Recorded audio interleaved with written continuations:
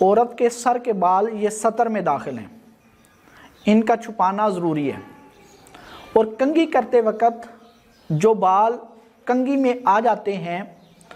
وہ بھی نامحرم نہیں دے سکتے۔ عورت ان کو پھینکے نہ، ڈسٹ بین میں نہ پھینکے، ان بالوں کو بیچے نہ، کیونکہ جو لوگ بال خریدتے ہیں وہ لوگ ان بالوں سے کوئی چیز تیار کرتے ہیں، اور انسانی اعضاء سے کوئی چیز تیار کرنا یہ جائز نہیں ہے۔ اس کی وجہ یہ ہے کہ انسان محترم ہے، انسان مکرم ہے۔ جس طرح انسان خود محترم اور مکرم ہے، انسان کے اعضاء بھی، انسان کے بال بھی، انسان کے ناخن بھی محترم اور مکرم ہیں، تو لہٰذا بالوں کو ڈسٹ بین میں، کوڑے دان میں نہیں پھینکنا چاہیے، اور دوسرا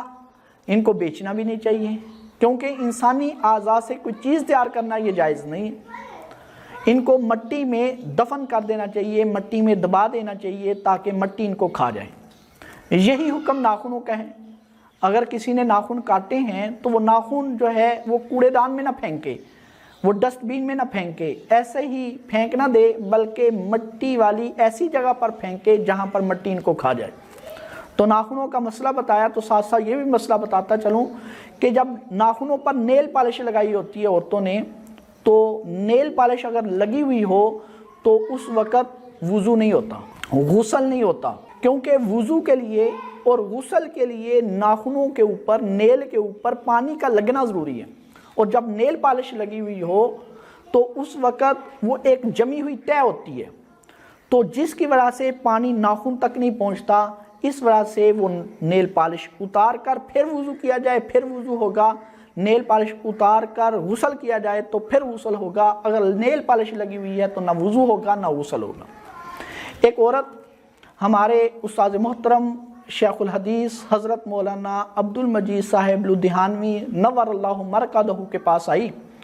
اور وہ NGOs میں کام کرتی تھی، تو اس نے آ کر کہا کہ مولانا میں نے ایک مسئلہ پوچھنا ہے۔ استاد جی نے اس کے ہاتھوں کی طرف دیکھا تو اس کے ہاتھوں پر، اس کے ناخنوں پر نیل پالش لگی ہوئی تھی، تو اس نے کہا مولانا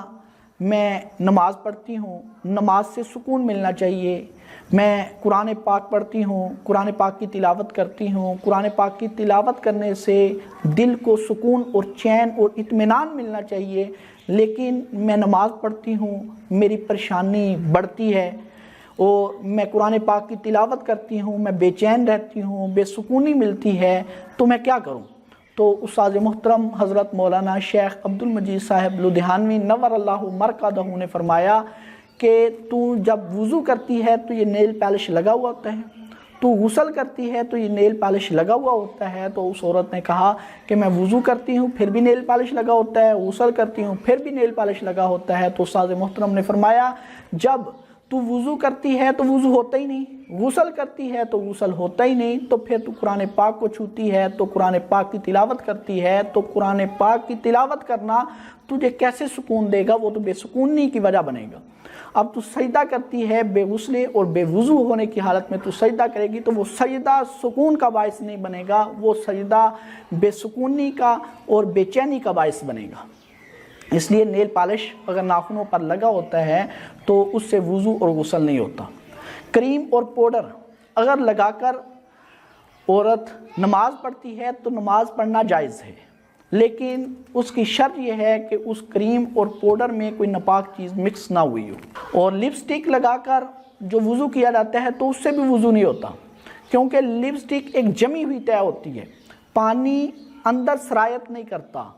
ہونٹوں پر پانی نہیں لگتا، جسم پر پانی نہیں لگتا، اس وجہ سے وضو کریں گے تو لپسٹک اتار کر پھر وضو کریں گے، ورنہ نہ وضو ہوگا نہ غسل ہوگا۔ أنت في الوجدان حي، أنت للعينين ضي، أنت عند الحوض ري، أنت هاد وصفي